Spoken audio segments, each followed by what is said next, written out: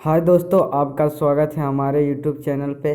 अगर आप नए हैं तो हमारे चैनल को सब्सक्राइब करें। और यहाँ पे आइए देखते हैं कि संजय सर के द्वारा लिखा गया हिस्ट्री का जो है फुल नोट्स है और इसमें सभी महत्वपूर्ण तथ्य है। आइए और आपको हम पढ़ पढ़ के दिखाते हैं। अगर जो आपको ये प्रत्येक नोट चाहिए तो हमारे कमेंट बॉक्स में ज़रूर लिखें कि चाहिए, तो हम ज़रूर आपके लिए अवेलेबल करेंगे। आइए और देखिए, पहला चैप्टर है। यहाँ पे सिर्फ और सिर्फ महत्वपूर्ण तथ्य ही दिखाया जाएगा। यूरोप में राष्ट्रवाद। इसमें यहाँ पहला पॉइंट है कि वियना कांग्रेस 1815 में हुआ था। वियना कांग्रेस कब हुआ था? 1815 में हुआ था। मेटरनिक ऑस्ट्रिया का चांसलर था। मेटरनिक कहाँ का चांसलर था? तो ऑस्ट्रिया का। वियना सम्मेलन के बाद नेपोलियन युग का अंत और मेटरनिक युग की शुरुआत हुई। वियना कांग्रेस के बाद जो नेपोलियन बोनापार्ट था उसका युग का अंत हो गया और मेटरनिक जो ऑस्ट्रिया का चांसलर था उसका युग की शुरुआत हुई थी। फ्रांस में वियना कांग्रेस के द्वारा बुर्बो वंश की स्थापना हुई। फ्रांस में जो हुआ वियना कांग्रेस के द्वारा बुर्बो राजवंश की स्थापना फ्रांस में फिर से हो गया था। और जो ये चार्ल्स दसम एक निरंकुश एवं प्रतिक्रियावादी शासक था। तो पूछेगा चार्ल्स दसम कैसा शासक था? तो निरंकुश एवं प्रतिक्रियावादी शासक था। 1831 ईस्वी में मेजीनी ने यंग इटली और 1834 में यंग यूरोप और 1834 में यंग यूरोप की स्थापना की थी। ये क्वेश्चन ऑब्जेक्टिव में पूछता है कि इटली का एकीकरण मेजीनी ने कब किया था न। यंग इटली की स्थापना मेजीनी ने कब किया था? तो 1831 में किया था।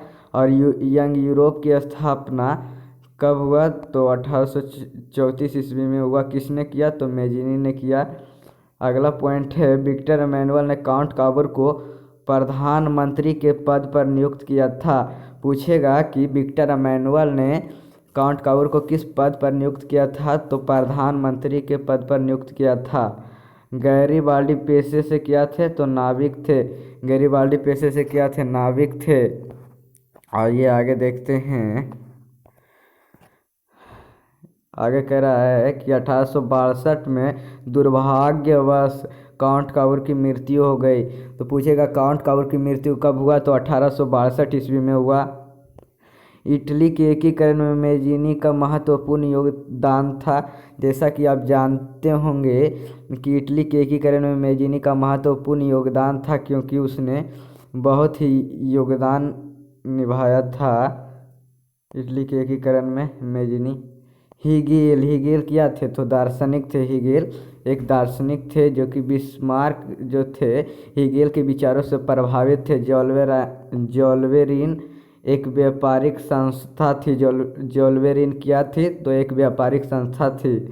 बिस्मार्क जो एक कूटनीतिज्ञ थे। बिस्मार्क जो एक कूटनीतिज्ञ थे, उसने रक्त एवं लौह की नीति का अवलंबन किया था।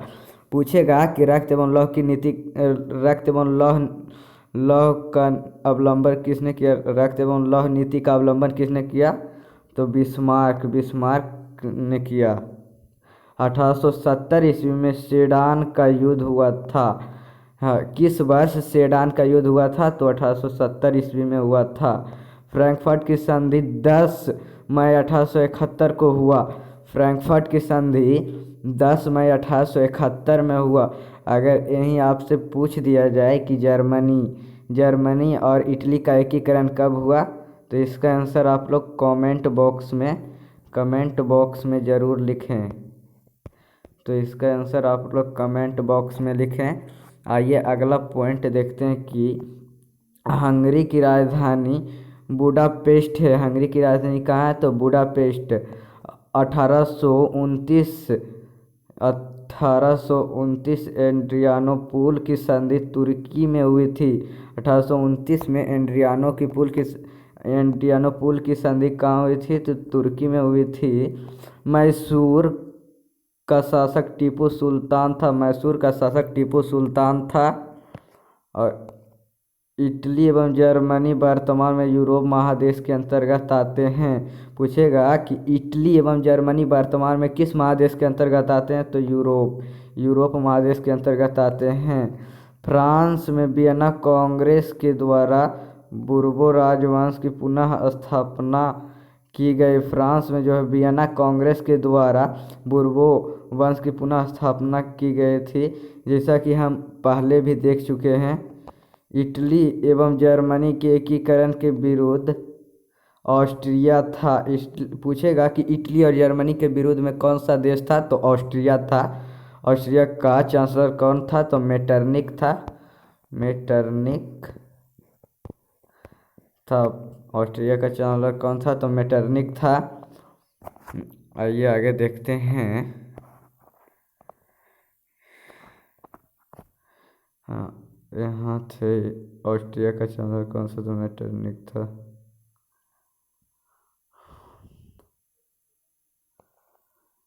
जर्मन रायन राज्य का निर्माण नेपोलियन बोनापार्ट ने किया था। जर्मन रायन राज्य का निर्माण किसने किया था, तो नेपोलियन बोनापार्ट ने किया था। यूरोप वासियों के लिए यूनान देश का साहित्य एवं ज्ञान एवं क्या कह रहा है कि यूरोप वासियों के लिए यूनान देश का साहित्य एवं ज्ञान विज्ञान प्रेरणा स्रोत रहा। यूरोप वासियों के लिए यूनान देश का साहित्य एवं ज्ञान विज्ञान प्रेरणा स्रोत रहा। यहीं पे देखिए हमारा पहला चैप्टर यूरोप में राष्ट्रवाद जो है ख़त्म हो गया। बहुत ही शॉर्ट नोट्स बनाए हैं संजय सर, और ऐसा ही आप सभी नोट्स को देखना चाहते हैं तो नेक्स्ट वीडियो का जो है आप लोग इंतज़ार कीजिए। नेक्स्ट वीडियो में आप लोग आप लोग नेक्स्ट वीडियो चाहते हैं तो वो भी जल्द आएगा। आप लोग कमेंट बॉक्स में ज़रूर लिखें। धन्यवाद। अगर जो आप नए हैं तो इस चैनल को सब्सक्राइब ज़रूर करें, आपको सभी प्रकार का नोट्स दिया जाएगा।